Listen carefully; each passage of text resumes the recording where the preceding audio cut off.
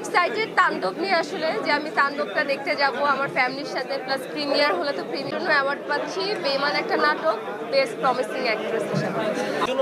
আমি চেষ্টা করি যে আমার কাজের যে মানটা ওইটা আপগ্রেড করার জন্য।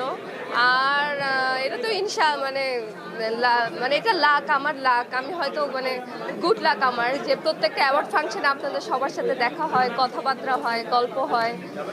ওরা আমাকে অ্যাওয়ার্ড দিচ্ছে, ওরা আমাকে মানে সম্মানিত করছে, এটার জন্য তো আমি খুবই গ্রেটফুল।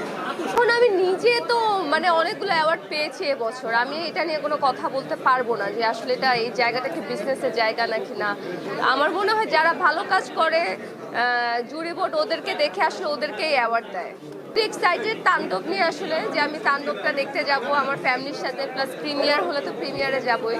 সো তাণ্ডব নিয়ে আমার ঈদে আসলে একটা প্ল্যান আছে, একটা দিন আমি আমার ফ্যামিলির সবাইকে নিয়ে তাণ্ডব দেখতে যাব, কারণ তাণ্ডব আসতেছে তাণ্ডব করার জন্যই। So I am very excited. আমি টিজারটা দেখেছি, আমার খুব ভালো লেগেছে। আর আমি আসলে রায়হান রাফির বিগ ফ্যান, তার প্রত্যেকটা কাজই আমার পছন্দ।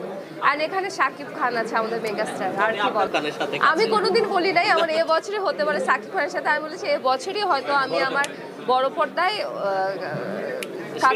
কতটুকু সম্ভাবনার দিকে গেল? এটা সম্ভাবনার দিকে গেছে, এই বছরের লাস্টে হতে পারে। আমার কোরিওগ্রাফার আছে, বাট আমি আমার স্টাইলিং সবসময় নিজে করতে স্বাচ্ছন্দ্য বোধ করি। আমি সবসময় নিজের কাপড় পরি, মানে আমার ভালো লাগে যে এরকম কাপড় পরতে, আমি সেরকমই কাপড় পরে। আসলে এটা কে কীভাবে ক্যারি করতে পারে সেটার উপর ডিপেন্ড করে। আমি শাড়িতেও ক্যারি করতে পারি নিজেকে, আমি ওয়েস্টার্নেও ক্যারি করতে পারি, আমি সব ধরনের পোশাক আসলে নিজেকে ক্যারি করতে পারি। আমার কাছে মনে হয় এই কারণে আমি এক এক টাইমে এক একটা লুকে আসি। অ্যাওয়ার্ডের থিম অনুযায়ী যদি আমি বুঝি যে এই অ্যাওয়ার্ডটা আসলে অনেক ফ্যামিলির মানুষজন আসবে, তখন আমি চেষ্টা করি একটু শাড়ি পরার বা কামিজ পরার, বা কোনো সময় আমি গাউন পরে, আপনারা সবাই দেখেছেন। কোনো সময় আমি একটা সিম্পল, আজকে যেমন একদম সিম্পলই চলে আসছি আমি, বিকজ আমি শুটিং থেকে আসছি, আমি এখান থেকে আবার শুটিংয়েই যাব। সো তাড়াহুড়ার মধ্যে আসলে তেমন রেডিও হতে পারিনি। আমি ঘড়ি খুব পছন্দ করি, আমার আসলে ওয়াচ খুব ভালো লাগে, মানে এক একজনের এক একটা ফ্যাসিনেশন থাকে। তো আমার ওয়াচ খুব পছন্দ, কিন্তু আমার অনেক কালেকশন যে আছে ওয়াচের, এটা ভুল। দামি দামি এত টাকা আমি পাবো কোথায় যে আমি এত দামি দামি ওয়াচ নিব? একটা দুইটাই আমার টাকা দিয়ে কেনা। এটা একটা ঠিক, আসলে অ্যাওয়ার্ড প্রোগ্রাম এখন আসলে অনেক বেশি বেড়ে গেছে, এখন প্রত্যেক দিনই অ্যাওয়ার্ড শো হয়। আমি তো সবগুলোতে যেতে পারি না।